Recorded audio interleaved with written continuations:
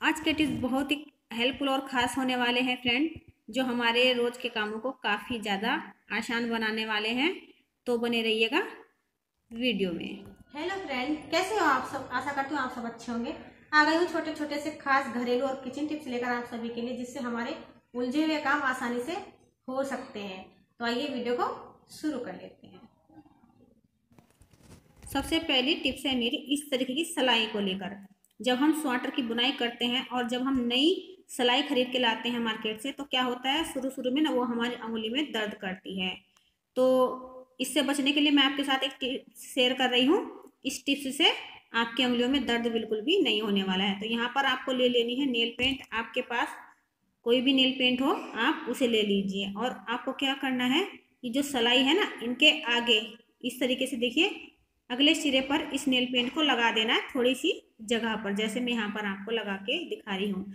ऐसा करने से ये होगा कि आप जब भी किसी स्वेटर को बुनाई करोगी, यानी कि आपको बुनाई करनी होगी, तो आपकी उंगली में दर्द वगैरह बिल्कुल भी नहीं होने वाला है।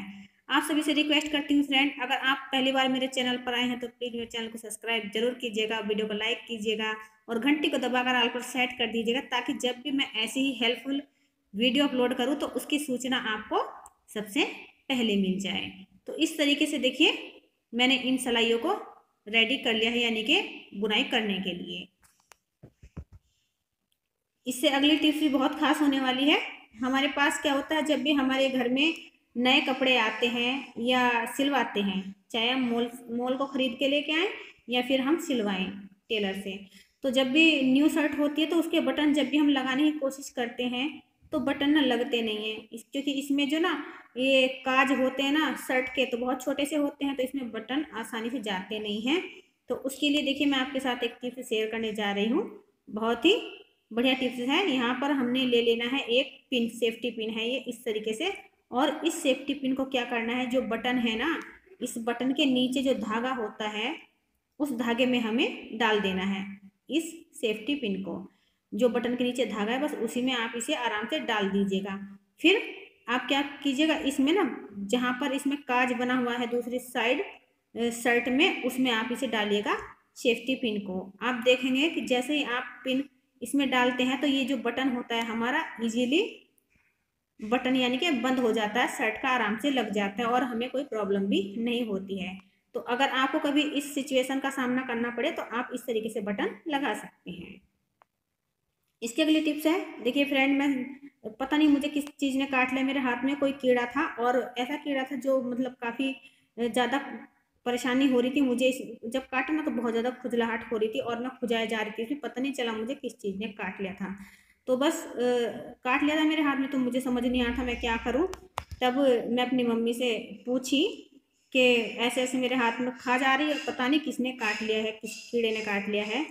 तो हमारी मम्मी ने बताया कि डरने वाली कोई बात नहीं है, आप क्या कीजिए बेटा, कोलगेट तो घर में सबके होता है, तो आप ना थोड़ा सा कोलगेट उस जगह पर लगा लीजिए जहाँ पर भी आपके हाथ में मच्छर हो या कोई कीड़ा हो, जहाँ पर भी काटा है। तो अगर खुजली उठती है तो आप भी इस तरीके से कोलगेट लगा सकते हैं। तो बस मैंने कोलगेट अपने हाथ पर वहीं पे लगा लिया जहाँ पर मुझे इस कीड़े ने काटा था, यानी मच्छर था या तो जो भी हो सकता है। तो काफ़ी ज़्यादा मुझे यहाँ पर खुजली मच रही थी, तो यहाँ पर बस मैंने ये लगा लिया, क्योंकि मुझे ना रात में काटा था जब मैं सो रही थी, तो मुझे पता नहीं चला किस चीज़ ने काटा है। तो अगले दिन तक इसमें ना सुबह तक खाज मचती चली गई और मुझे परेशानी होती काफ़ी। तो फिर मैं अपनी मम्मी से पूछी, तब मेरी मम्मी ने ये आइडिया मुझे बताया, तो मैंने फिर कोलगेट लगाया। तो कोलगेट लगाने के बाद मुझे काफ़ी ज़्यादा राहत मिली, यानी कि खुजली हमारी बंद हो गई। तो इस तरीके से भी हम जो काफ़ी सारी जो परेशानी होती है ना उन्हें दूर कर सकते हैं। अगली टिप्स है जो बहुत ही खास है फ्रेंड। तो यहाँ पर आप सोचोगे कि ये नेल पेंट क्यों लगा रही है माचिस की तीली पर, और माचिस की तीलियों पर नेल पेंट कौन लगाता है।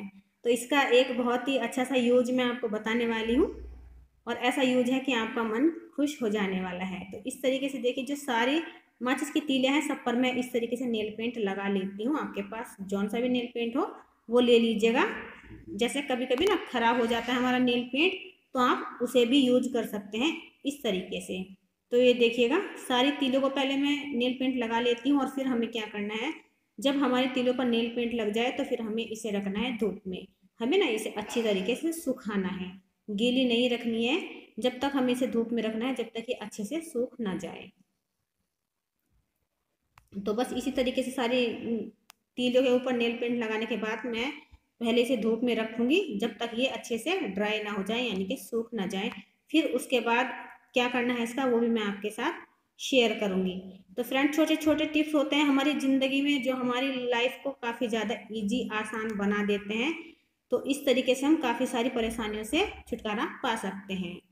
तो यहाँ पर देखिए, अब 2 घंटे के बाद मैं तीलियों को लेकर नीचे आ गई थी, यानी कि धूप में। तो अब मैं आपको दिखाती हूँ प्लेन तीली और ये नेल पेंट लगी हुई तीलियों में क्या अंतर होता है। तो यहाँ पर सबसे पहले मैंने प्लेन तीली ली है ये माचिस की, जिसमें मैंने नेल पेंट नहीं लगाया हुआ है। तो इसे मैं आपको जलाकर दिखाती हूँ, ये देखिएगा।